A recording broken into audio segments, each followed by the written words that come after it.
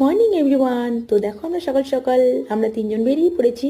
তিনজন মানে আমি, তোমাদের দাদা ভাই আর আমার মেয়ে। তো দীঘায় যাচ্ছি অ্যানিভার্সারি সেলিব্রেট করার জন্য। এই প্রথমবার আমরা যাচ্ছি অ্যানিভার্সারি সেলিব্রেট করার জন্য বাইরে। তো তোমরা কারা কারা দীঘাতে অ্যানিভার্সারি সেলিব্রেট করতে গেছো আমাকে অবশ্যই কমেন্টে জানিও। তো দেখো আমরা দীঘার দিকে রওনা হয়ে গেছি, হাওড়া ব্রিজের সামনে চলে এসেছি। তো স্টেশনে ঢুকে দেখছি একটা কাণ্ড ঘটে গেছে, তো সেটা মুডটাও খুব খারাপ। তো তোমরা পরে জানতে পারবে আমার বড় ব্লগে। তোমরা ভিজিট করো যে আমাদের কেন মন খারাপ। তোমার দাদাভাইয়েরও মন খারাপ, তো মন খারাপের সাথে সাথেও তো খিদেতে তো পাবেই। তো তোমাদের দাদাভাই খেয়ে নিল। তো আমরা দেখো ফাইনালি দীঘাতে পৌঁছে গেছি। তো এত মনোরম পরিবেশ দেখে আমাদের যে এত কষ্ট করে জার্নি করে আসতে হয়েছে সেটা আমাদের কিছু মনেই হচ্ছে না এই মনোরম পরিবেশ দেখে।